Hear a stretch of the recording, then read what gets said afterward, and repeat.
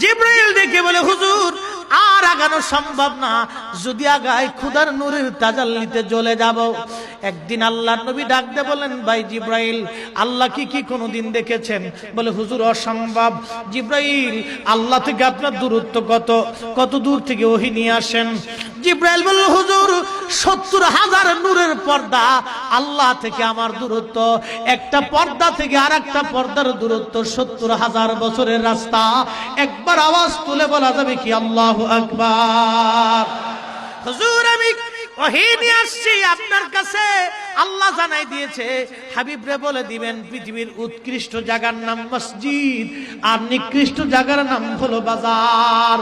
জিবরাইল আমিন ওইখানে স্টপ হয়ে গেলেন, নবীজি রওনা দিলেন। আল্লাহর হাবিব বলতেছেন, খাদিমুর রাসূল হযরত আনাস রাদিয়াল্লাহু আনহু 10 বছর নবীর কদমের খেদমত করেছেন। তিনি